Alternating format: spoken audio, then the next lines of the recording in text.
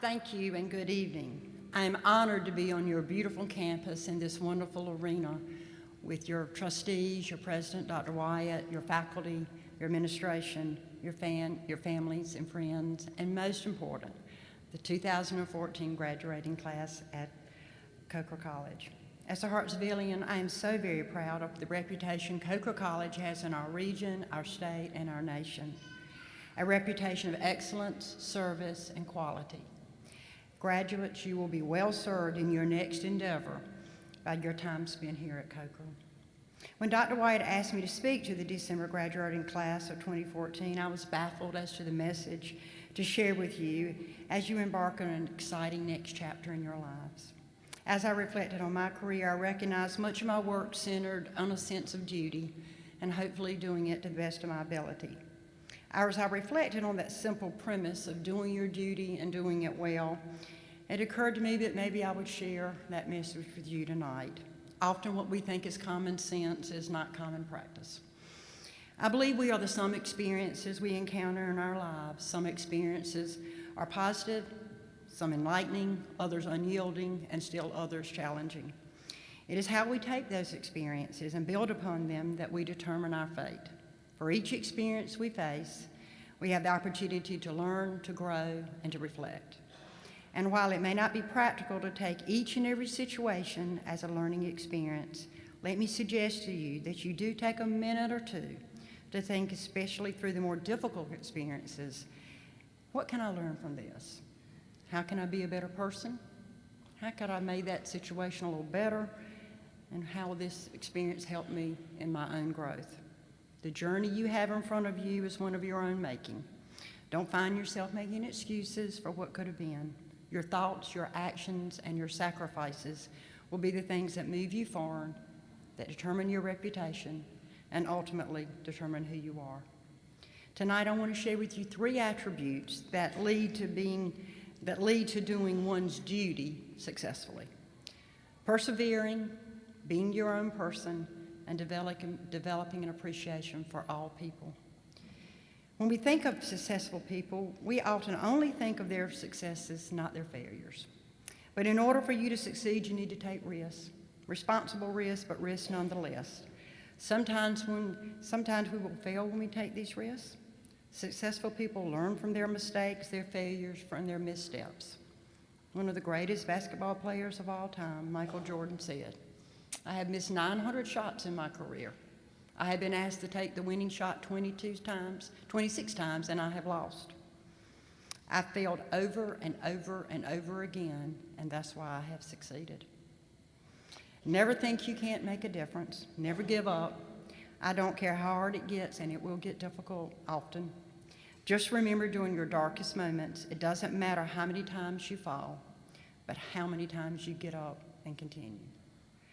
I'm often reminded of Winston Churchill when I hear the words, "never give up." Churchill's steadfast refusal to consider defeat, surrender, or a compromised peace during World War II helped inspire British resistance, especially during the difficult early days of the war, when the British Commonwealth and Empire stood alone in its opposition to Adolf Hitler. Winston Churchill said, "Success is not final. Failure is not fatal. It is the courage to continue that counts." There's a story about a donkey that fell in a well. The farmer tried desperately to figure out how to get that donkey out of that well. Finally, the farmer decided that the donkey was too old and just needed to cover him up with dirt. The farmer and some friends began to shovel dirt on that donkey. The donkey at first did not know what was happening, but then thought of a plan. As each spadeful of dirt hit his back, the donkey shook off the dirt and began to take a step on top of the mound of dirt. Eventually, the mound of dirt grew high enough so that the donkey stepped out of the well and trotted off. Life is going to shovel a lot of dirt on you. The trick is getting out of the well is to shake it off and take a step up. We can get out of the deepest well by not stopping and not giving up. Just shake it off and take a step up. Second attribute is be your own person. What I mean is to think for yourself.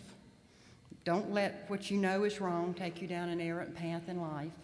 Know what you believe and stand for it.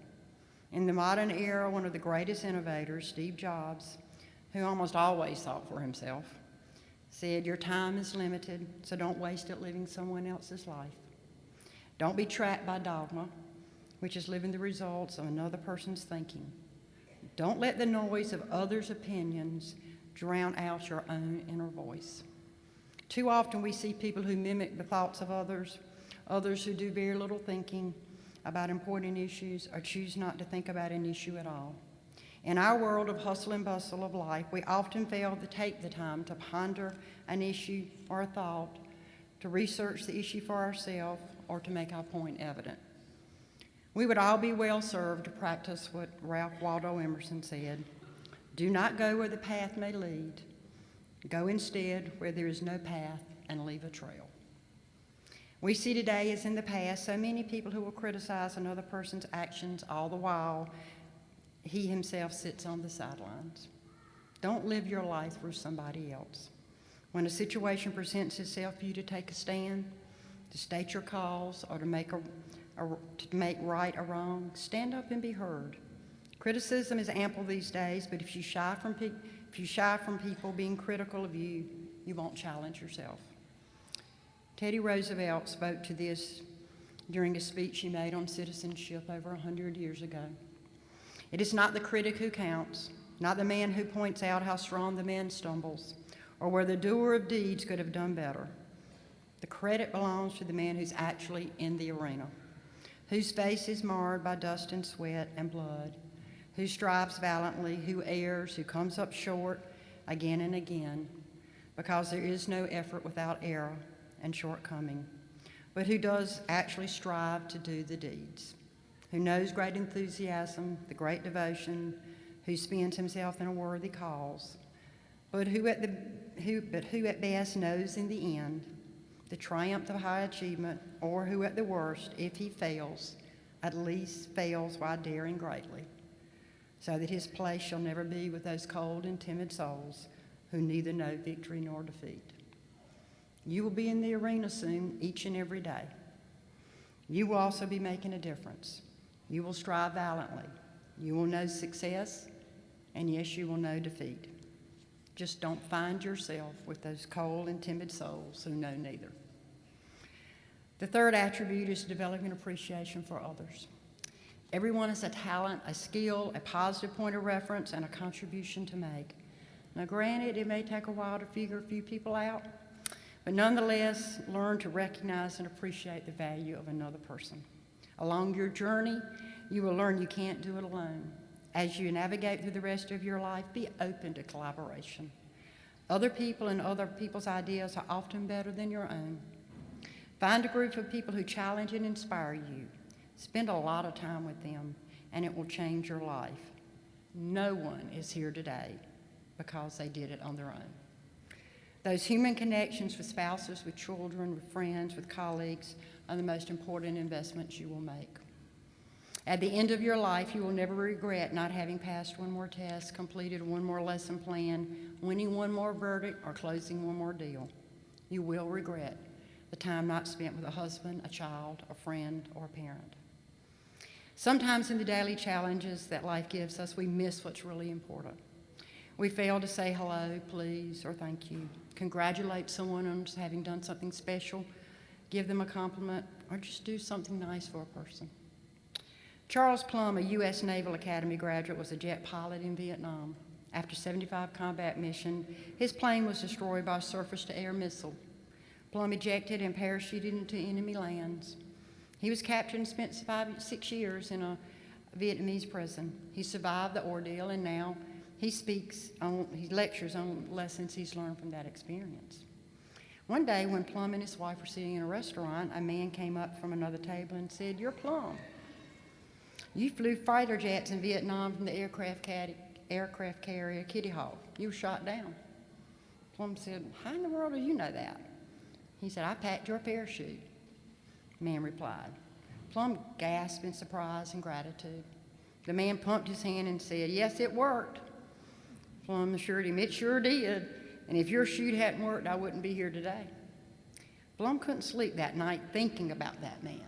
He kept thinking and wondering what he might have looked like in a Navy uniform, a white hat, a bib in the back, a bell-bottom trousers. He wondered how many times he might have seen him and never said good morning, how are you, or anything, because Plum was a fighter pilot, and the other guy was a sailor. Plum thought of the many hours the sailor had spent on that long wooden table in the bowels of that ship, carefully weaving the shrouds and folding the silks of each sheet, holding in his hands each time the fate of someone he didn't know. Now Plum asks his audiences, who's packing your parachute? Everyone has someone who provides them with what they need to make it through the day. His experience reminds all of us to appreciate the people around you, even those you don't know. As you go through your daily life, and especially through this holiday season, recognize the people that pack your parachute. In closing, each of you have the opportunity, a responsibility, and yes, the duty to have a positive influence in how your community, our state, and our nation progresses. Choose your course of action cautiously and wisely and with a deep passion for what you believe. T.S. Eliot so eloquently said it, for last year's words belong to last year's language, and next year's words await another voice.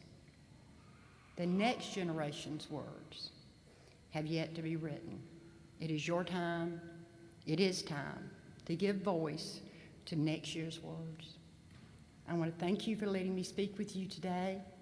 As you've head out in the world, I wish you much love and light and joy and laughter. Thank you and Godspeed.